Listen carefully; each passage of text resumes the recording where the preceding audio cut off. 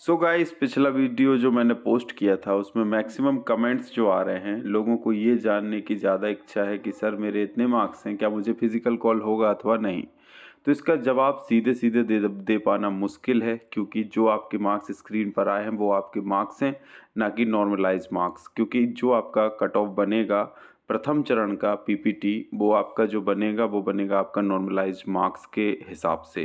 फिर भी हम एक आकलन करने का आपको मौका देते हैं कि आपके नंबर अगर इतने हैं तो आप आकलन कर सकते हैं कि आपको फिजिकल कॉल होगा कि नहीं। तो ये 2023 का जो एग्ज़ाम हुआ था, जिसकी ज्वाइनिंग 2025 में हो पाई, उसमें कुछ फिजिकल का कट ऑफ जो है आपको स्क्रीन पर दिख रहा होगा। ये ऑफिशियल दस्तावेज है जो ईएसबी की साइट से मैंने डाउनलोड किया है। यूआर में जो प्लेन कट ऑफ था 79.72, एससी का जो कट ऑफ था वो 66.67, एसटी का 57.85, ओबीसी का 75.74 और ईडब्ल्यूएस का 71.28। और ज़्यादा चीज़ बतानी होगी तो मैं इसको टेलीग्राम में डाल दूंगा, वहाँ से आप देख सकते हैं। ये प्रीवियस ईयर का था, जो इसके पहले जो एग्ज़ाम हुआ था जिसमें फिजिकल के मार्क्स हुआ करते थे।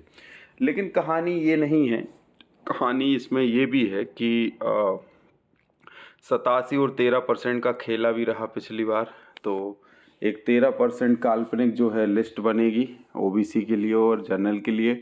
अगर ओबीसी के पक्ष में फैसला आ जाता है तो वो 13% पद ओबीसी वालों को मिल जाएंगे, और अगर ओबीसी के पक्ष में फैसला नहीं आता है तो वो 13% जो काल्पनिक क्वालिफाई होंगे बंदे, वो जनरल वालों को वो पद मिल जाएंगे।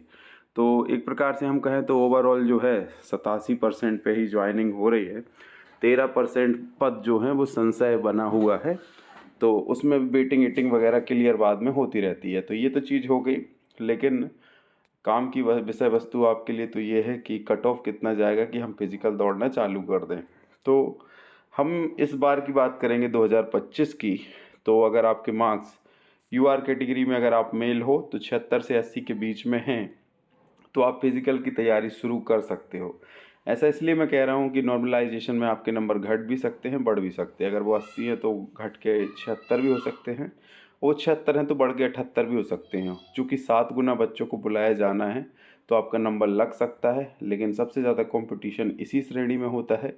जैसा कि आपने पूर्व में भी देखा कि 79.87 नंबर लाने वाले बच्चों को जो है फिजिकल कॉल हुआ था यूआर कैटेगरी से। उसके बाद फीमेल की हम बात करें तो 73 से 75% अगर मार्क्स आप लेके आए हो तो आप फिजिकल की तैयारी के लिए जा सकते हो। फिजिकल की तैयारी करने से कोई नुकसान तो है नहीं, लेकिन अगर आपका चयन होता है 87% में तो आपके लिए बहुत बड़ा फ़ायदा है, जो कि एक सरकारी नौकरी दिलवा सकता है। तो मेरा तो मानना है कि जब हम किसी चीज़ की तैयारी करते हैं तो हम कुछ खोते नहीं हैं, हम सीखते बहुत कुछ हैं। एक कंपटीशन की भावना से अगर आपके नंबर थोड़े बहुत इस स्क्रीन पर दिखाए गए मार्क्स के हिसाब से आए हैं तो आप फिजिकल की तैयारी शुरू कर दीजिए, और बिना किसी देरी के करिए, ताकि आपके पास एक पर्याप्त समय रहे तैयारी करने का।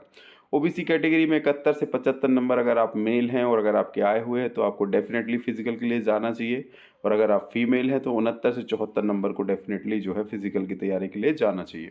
एससी कैटेगरी की हम बात करें तो अगर अब आप मेल हैं और 76 से 71 के बीच में आपके नंबर आए हुए हैं तो आप डेफिनेटली जो है फिजिकल की तैयारी के लिए जा सकते हैं। अगर आप फीमेल हैं तो 62 से 66 मार्क्स पर भी जो है आप फिजिकल की तैयारी के लिए जा सकते हैं। एसटी कैटेगरी में कट ऑफ कम होता है, 57 से 62 नंबर अगर आप मेल कैंडिडेट हैं और आपके आए हुए हैं तो आप डेफिनेटली फिजिकल के लिए जाइए, क्योंकि आप वहाँ पे बाजी मार सकते हैं। वहाँ पे आप ज़्यादा नंबर लाके जो है आपसे ज़्यादा नंबर जो सीवीटी में लेके आया है उसको पीछे छोड़ सकते हैं। उसके बाद ईडब्ल्यूएस की हम बात करें तो 71 से 76 नंबर मेल के लिए, और फीमेल के लिए जो है 70 से 72 नंबर। और एसटी कैटेगरी में फीमेल की हम बात करें तो 55 से 61 नंबर में भी जो है फिजिकल की तैयारी के लिए जा सकते हैं।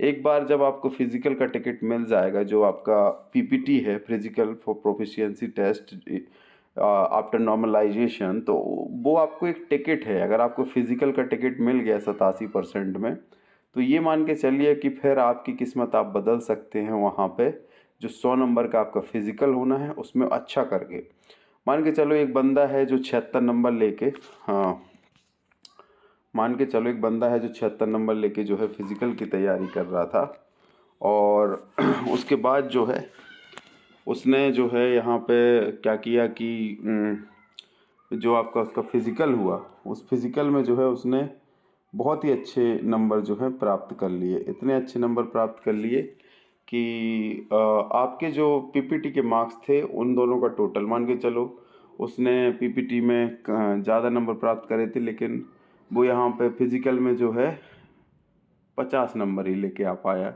और आपने यहाँ पे भी 70-75 किए थे और वहाँ पे भी 70-75 नंबर ले आए।